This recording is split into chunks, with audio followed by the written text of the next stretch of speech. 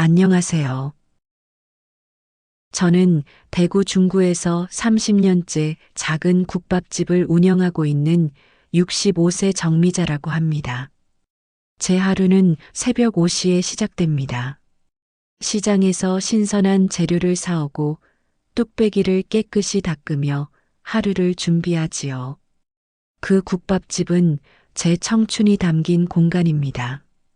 결혼 후 살림살이가 어려워 작은 국밥집을 차리게 됐는데 처음에는 하루에 몇 명의 손님을 받는 것도 쉽지 않았어요. 그래도 정직한 맛과 정성만큼은 누구에게도 지지 않을 자신이 있었습니다. 그렇게 국밥 한 그릇으로 아이 셋을 키우며 살아왔습니다. 장사하며 바쁘게 지내다 보니 한 번도 여행을 가본 적이 없고 가족과 외식 한 번 제대로 한 적도 없었지만 후회는 없었어요. 아이들이 학교에 갈 때 깨끗한 교복을 입고 기쁜 얼굴로 집을 나설 때 저는 그것만으로도 충분히 행복했습니다. 손님들도 늘 이 집 국밥만큼은 다르다며 칭찬해 주셨고 그렇게 쌓인 단골 손님들 덕분에 어려운 시절을 잘 이겨낼 수 있었지요. 하지만 요즘은 마음이 무겁습니다. 얼마 전 건물주가 찾아와 임대 계약을 해지하겠다고 통보했습니다. 그 이야기를 듣는 순간 눈앞이 캄캄해졌습니다. 남편은 가게를 그만두고 쉬자고 말했고 아이들은 새로운 일을 찾아보라며 조언했지만 그 말들이 전혀 위로가 되지 않았습니다. 30년 동안 지켜온 이 공간은 단순히 가게가 아니었습니다. 저의 땀과 노력 그리고 손님들과의 따뜻한 추억이 담긴 저의 삶 그 자체였기 때문입니다. 오늘 제 이야기를 들려드리려 합니다. 작고 초라해 보일지 몰라도 저에겐 인생의 전부였던 이 국밥집을 둘러싼 이야기를요. 끝까지 들어주신다면 큰 위로가 될 것 같아요. 여러분의 따뜻한 댓글과 응원이 큰 힘이 될 것입니다. 구독과 좋아요도 부탁드려요. 1958년 대구의 작은 마을에서 태어났다. 부모님은 농사를 지으며 형제들 중 장녀인 나를 키웠다. 어릴 때부터 동생들을 챙기며 논밭일을 도왔던 기억이 선명하다. 손에 흙이 묻고 허리가 휘어져도 온 가족이 함께 웃으며 일했기에 그 시절의 노동은 힘들다는 생각이 들지 않았다. 가난했지만 가족은 정 많고 따뜻했다. 어머니는 항상 말씀하셨다. 미자야, 사람은 밥 한 끼로도 행복해질 수 있는 법이다. 어머니는 마을 잔치나 행사가 있을 때마다 솜씨를 발휘해 국을 끓이고 음식을 준비하셨다.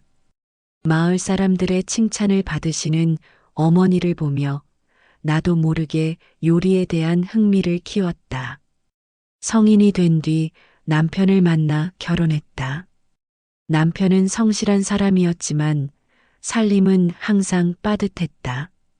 어려운 형편 속에서도 남편은 직장에서 열심히 일했지만 어느 날 큰 사고를 당하면서 가정에 더 큰 시련이 닥쳤다. 병원비와 생활비를 감당해야 했고 어린 아이 셋을 키우며 안정된 일을 찾는 것은 쉽지 않았다. 그때 선택한 것이 국밥이었다. 국밥집을 차리게 된 과정은 단순하면서도 어렵기만 했다. 집 근처에서 장사하던 아주머니가 가게를 접는다는 소식을 듣고 바로 찾아갔다. 오래된 작은 가게였지만 다른 선택지가 없던 나에겐 절호의 기회로 보였다. 하지만 자리가 마음에 든다고 바로 차지할 수 있는 상황은 아니었다. 까다로운 조건에 보증금이 부족해 한때 포기하려고도 했지만 시장에서 일하며 돈을 마련하고 이웃에게 도움을 청해 겨우 계약을 체결할 수 있었다. 가게를 열 준비를 하던 시절도 쉽지 않았다. 설렁탕 국물을 어떻게 끓여야 손님들이 좋아할지 고민하느라 며칠 동안 밤잠을 설쳤다. 어머니께 배운 솜씨를 바탕으로 국물 맛을 시험하고 또 시험하며 국밥을 완성했다. 당시 가진 돈은 고작 재료비와 낡은 가게 기물을 마련할 정도였지만 한 그릇 한 그릇에 마음을 담았다. 처음에는 손님이 거의 없었다. 하루 종일 가게를 비운 듯 한산했던 날이 많았다. 하지만 국밥만큼은 늘 정직하게 만들었다. 내가 먹는 것처럼, 내 가족이 먹는 것처럼. 그렇게 몇 달이 지나자 한두 명씩 단골 손님이 생기기 시작했다. 이 집 국밥은 깔끔하고 속이 편안하다는 입소문이 돌면서 점점 자리를 잡아갔다. 손님들에게 늘 말했다. 국밥은 마음이에요. 뜨끈한 국 한 그릇 드시고 힘내세요. 이 말을 듣고 고개를 끄덕이며 웃어주는 손님들 덕분에 힘을 얻었다. 아이들이 자라면서도 국밥집은 변함없이 삶의 중심이었다. 학비와 교재비를 마련하기 위해 밤낮으로 일했지만 가게가 주는 안정감 덕분에 아이들도 큰 부족함 없이 자랄 수 있었다. 다행히 서로를 잘 챙기며 착하게 자라주었다. 그럼에도 마음 한구석에는 미안함이 남았다. 친구들처럼 아이들과 놀러 다닐 여유도 없었고 가족과 외식 한번 제대로 한 적도 없었으니 결혼 생활은 나쁘지 않았지만 경제적 어려움은 항상 그림자처럼 따라다녔다. 남편은 가끔 우리 그냥 가게 접고 다른 걸 해보자고 제안했다. 하지만 나는 항상 이 가게만은 내 손으로 지켜내겠다고 고집했다. 남편은 그런 나를 지지했지만 속으로는 여전히 다른 길을 찾고 싶어 했다. 시간이 흘러 아이들은 성장했고 국밥집은 대구 중구의 작은 명소로 자리 잡았다. 손님들이 늘어날수록 여유가 조금씩 생기기 시작했다. 그러나 몇 달 전부터 이상한 조짐이 보였다. 건물주가 가게를 둘러보며 알 수 없는 이야기를 꺼내기 시작했다. 처음에는 가볍게 흘려들었지만 그 일이 이렇게 크게 다가올 줄은 꿈에도 몰랐다. 국밥집을 운영한 지난 30년 동안 한 번도 이곳을 떠날 생각을 해본 적이 없었다. 새벽마다 시장에서 신선한 재료를 사와 국물을 끓이며 손님들을 맞이하는 일은 삶의 활력소였다. 국밥 한 그릇이 손님들에게 작은 위로와 힘이 된다는 사실에 늘 자부심을 느꼈다. 그러나 얼마 전부터 가게에 찾아오는 건물주의 말투가 조금씩 달라지기 시작했다. 정 사장님, 이 건물 오래됐죠? 요즘 이 근처 땅값이 많이 올라서 개발 얘기가 나오더라고요. 그 말을 들었을 때는 그냥 지나가는 소리로 여겼다. 하지만 몇 달 뒤 건물주는 본격적으로 임대 계약을 끝내겠다고 통보했다. 정말 죄송하지만 이 가게는 더 이상 임대가 어렵습니다. 개발을 준비해야 해서요. 라는 말이 돌아왔을 때 머릿속이 하얘졌다. 집으로 돌아와 이 이야기를 남편에게 전했다. 남편은 의외로 덤덤하게 말했다. 그만할 때도 됐잖아. 30년이나 했으면 이제 좀 쉬자고. 당신도 나이도 있고 몸도 성하지 않고.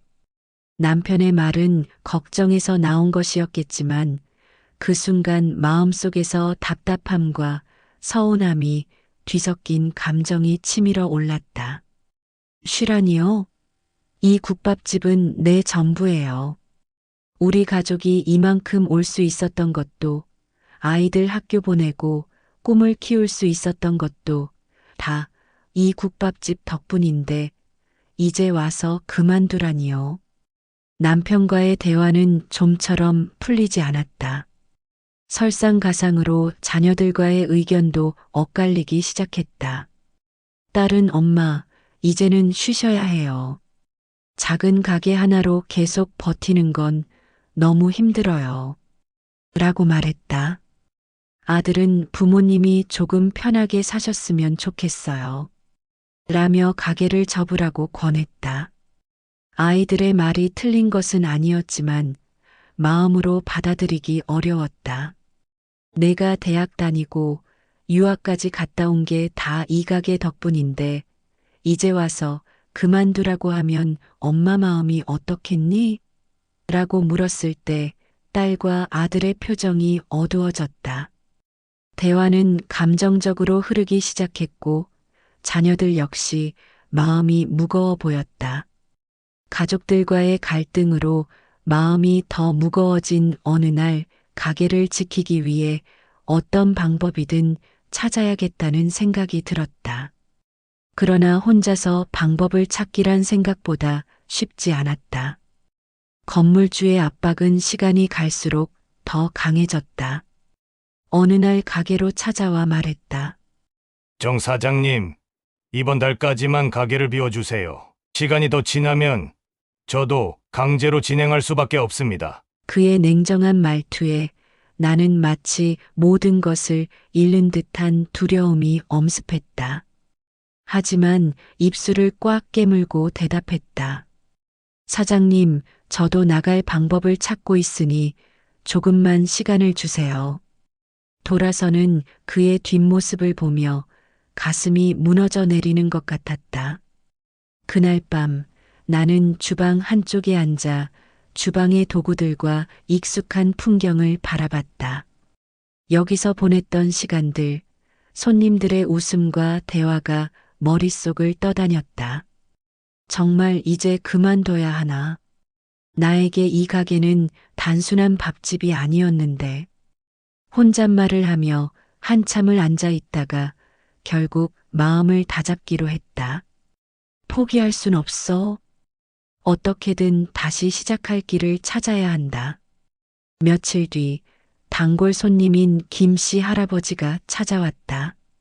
그는 10년 넘게 매일 아침 국밥과 소주 한 잔을 곁들이며 하루를 시작했던 분이었다.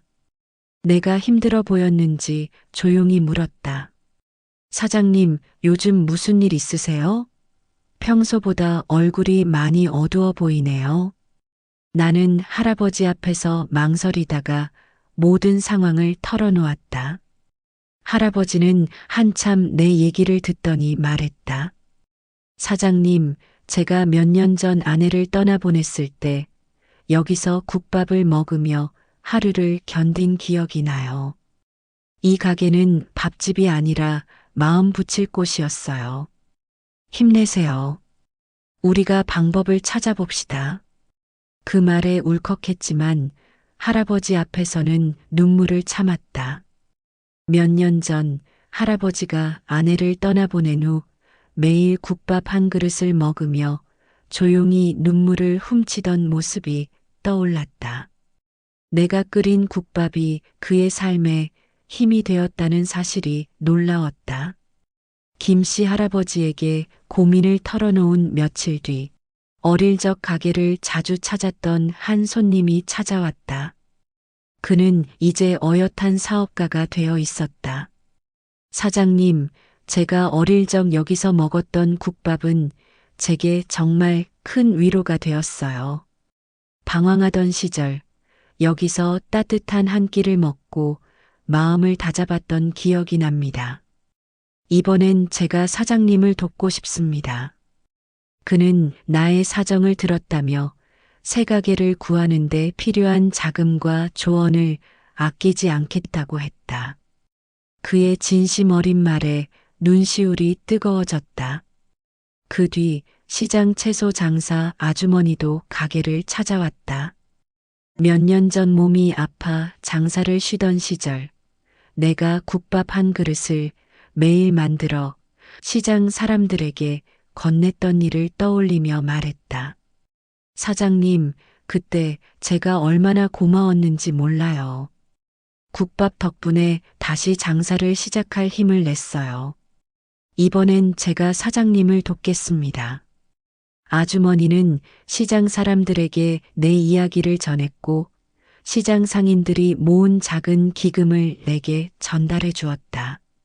이건 우리 시장 사람들의 마음이에요. 너무 걱정하지 마세요. 사장님은 이겨내실 거예요. 그들의 마음이 담긴 봉투를 손에 들고 한참을 울었다. 단골 손님들과 이웃들이 보내준 진심 어린 도움 덕분에 나는 조금씩 희망을 되찾았다. 하지만 가족들과의 갈등은 여전히 남아 있었다. 딸이 가게를 찾아와 내 손을 잡고 말했다. 엄마, 미안해요. 엄마가 얼마나 이곳을 소중히 여기는지 이제야 알았어요. 저도 엄마를 도울게요. 딸의 진심 어린 사과에 나는 그녀를 꼭 안아주었다. 며칠 후에는 아들이 전화를 걸어왔다. 엄마, 새 가게 자리를 알아봤어요. 저도 도울 수 있는 건 돕고 싶어요. 아이들의 변화된 태도에 마음이 녹아내리는 것 같았다. 결국 단골 손님들과 가족들의 도움으로 나는 새 가게를 구할 수 있었다. 이사를 준비하는 날, 단골 손님들이 하나둘 찾아와 격려와 응원을 보내주었다. 김씨 할아버지는 사장님, 국밥 맛은 그대로겠죠? 라며 웃었고 나는 웃으며 대답했다. 그럼요. 맛은 절대 변하지 않을 거예요. 새로운 가게에서 맞이한 첫날, 익숙한 손님들이 찾아와 자리를 채웠다. 김씨 할아버지는 여전히 국밥과 소주를 주문하며 역시 여기 국밥이 최고예요. 라고 말했다. 사업가는 사장님, 이제 좋은 일만 남았어요. 라며 격려했고 채소 장사 아주머니는 직접 재료를 들고 와 가게 한쪽에 내려놓으며 웃었다. 딸과 아들도 가게 일을 돕기 위해 팔을 걷어붙였다. 그날 밤 나는 가게를 정리하며 조용히 주방을 바라봤다. 이곳에서 다시 시작이구나. 이 국밥 한 그릇이 또 다른 누군가에게 위로와 힘이 되겠지. 라는 생각에 미소가 지어졌다. 내 삶이 이렇게 다시 피어날 수 있었던 건 주변 사람들의 사랑과 정 덕분이었다. 새 가게에서의 생활은 아직 완벽하지 않다. 이곳저곳 적응해야 할 부분도 많고 손님을 다시 끌어들이는 일도 쉽지 않다. 그래도 매일 아침 문을 열 때마다 마음 한구석에서 작은 희망이 피어난다. 익숙한 단골 손님들이 웃으며 사장님, 여기서도 국밥 맛은 그대로네요. 라고 말해줄 때마다 가슴이 뭉클하다. 김씨 할아버지는 여전히 아침마다 국밥과 소주 한 잔을 곁들인다. 할아버지가 이 국밥 덕분에 오늘도 살아갈 힘이 생겼다. 라고 말할 때면 나는 내가 이 일을 멈출 수 없는 이유를 다시금 깨닫는다. 어릴 적부터 가게를 드나들던 젊은 사업가는 새 가게 운영에 필요한 조언을 아끼지 않으며 사장님, 여기가 새로운 명소가 될 겁니다. 라며 격려해 준다. 딸과 아들도 이제는 내가 걸어온 길을 이해하고 가게 일을 돕는다. 딸은 주방에서 나를 도우며 엄마 이렇게 열심히 살아온 게 자랑스러워요. 라고 말해 주었고 아들은 시장에서 물건을 들고 오며 엄마 앞으로는 제가 더 많이 도울게요. 라고 약속했다. 새벽마다 국물을 끓이는 동안 나는 마음속으로 많은 것을 되새긴다. 국밥 한 그릇으로 시작된 내 삶이 결국 이렇게 다시 이어질 수 있었던 것은 이웃들과 단골 손님들, 그리고 가족들이 내 곁에 있었기 때문이다.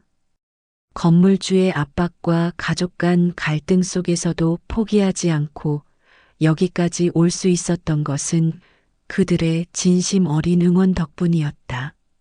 지금 나는 또 다른 꿈을 꾼다. 새로 찾아올 손님들에게 따뜻한 위로를 전하고 이 가게가 누군가의 추억과 힘이 되길 바란다. 국밥을 끓이는 동안 나는 삶의 무게를 담아내고 그 무게가 누군가의 하루를 견디게 해줄 수 있기를 소망한다. 여러분, 인생에서 포기하고 싶을 때가 있다면 한 번 더 버텨보세요. 어쩌면 여러분 곁에 누군가가 도움의 손길을 건네고 있을지 모릅니다. 오늘 저의 이야기가 여러분께 작은 위로가 되었기를 바랍니다. 끝까지 함께 해주셔서 정말 감사합니다. 구독과 좋아요, 그리고 따뜻한 댓글로 저에게 응원을 보내주시면 큰 힘이 될 것 같습니다. 행복하세요, 여러분.